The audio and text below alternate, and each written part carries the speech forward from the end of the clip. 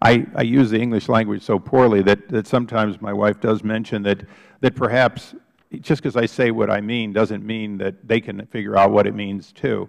But again, set it off at the right tone, because this is important that we have to get to, but do it in the respectful way for the fact that there are lives at stake on both sides of the border of many of your brethren. I'll now recognize myself for a line of questioning. Mr. McMahon, you said that you made mistakes, that people made mistakes. Would you like to give us just one of those mistakes? Sure. Again, as I said, after a thorough review of everything after the fact, I do see that one of the mistakes that I made personally was maybe more thoroughly reviewing some of the documents that were coming across my desk on this case, and I think that's been brought out in my review, and it's something that I know will not happen again. Okay, Special Agent Newell, as recently as yesterday, you called this. You said Fast and Furious is a phenomenal program. Now, it was, I hope, not is. Do you stand by that? Did I? I'm sorry, Chairman. This was quoted in the Washington Post. It came out yesterday, and they quoted you by name as having called this a phenomenal program. Do you think, did you at one time think, and do you think today that Fast and Furious was a phenomenal program?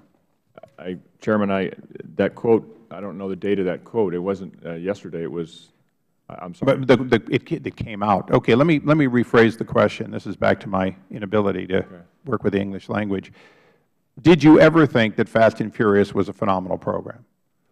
Well, Mr. Chairman, to answer your question, I believe that Fast and Furious was conceived with the idea of disrupting and dismantling an entire organization. Yeah, but let's get into the details. Fast and Furious was at its heart about letting guns walk.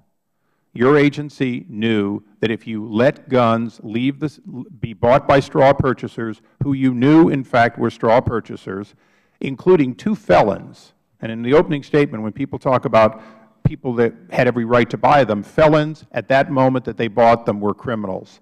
They could have been stopped. They could have been arrested. There was an inherent crime. So at least in the case of 2 of the buyers, they were felons. They bought guns. They committed a crime by buying them. They were allowed to move on and eventually turn those weapons over to intermediaries who got them to the drug cartels. That was always part of the program. Do you think that that was, in fact, whether you say phenomenal, do you think that that was a good idea? Well, Mr. Chairman, with all due respect, I'm not aware of 2 felons involved in this case.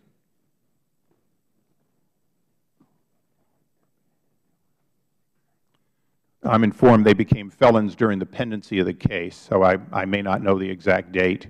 But let's go on beyond that. Even if they weren't felons, documents that we have seen provided by whistleblowers show that, in fact, all along in this program, you knew that the weapons purchased were destined for drug cartels. You knew all along that the weapons, that someone buying over 600 weapons was not buying them for sport hunting, especially .50 calibers. So do you, and my time is running lean on trying to get an answer, did you think it was a good program?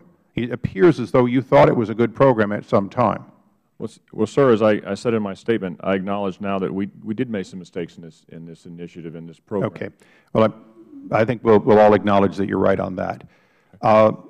When I was in Mexico, I observed a lot of things, and Special Agent Canino, my understanding, I was told in Mexico by a number of your colleagues, you were not there at the time, that when they entered into the database, into the trace database, Fast and Furious weapons, they got a system error. In other words, they didn't get a hit or a miss. They got a network error. Are you aware of that? Yes, sir.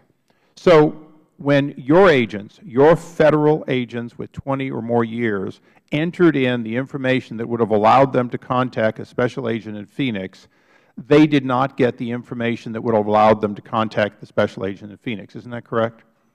That's correct, sir. So you were blocked. Yes, sir. Mr. Gillen, I've run a lot of my time with the other questions, but both for both you and Mr. Canino, if you had known about this program, were you or were you not obligated to tell the ambassador?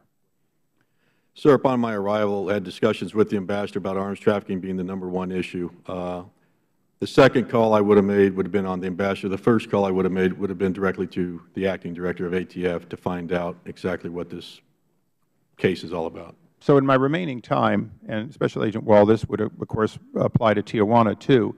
If you're operating in a foreign nation as an American law enforcement individual, as a liaison, invited on behalf of a government, not having law enforcement power in that country, don't you owe it to the ambassador to keep him or her fully informed of anything you learn, because you're not there to do law enforcement, you're there to help them do law enforcement through the embassy. So for all three of you, first three witnesses, isn't it reasonable to believe that one of the reasons that you were not told about Fast and Furious is, had you been told, in addition to the acting director, the ambassador and the rest of the State Department would have had to have been read into this program, considering its magnitude? Sir, to follow what Darren said, if we weren't aware of the technique that ATF agents were actually following known gun traffickers away and letting them go, that is insane. It would inconceivable. You would never think that, because ATF does not do that. If I had known that that was in fact occurring, I would have called ATF headquarters, and if we did not get relief from them, we would have gone upstairs and told the ambassador, and hopefully he would have been able to stop it.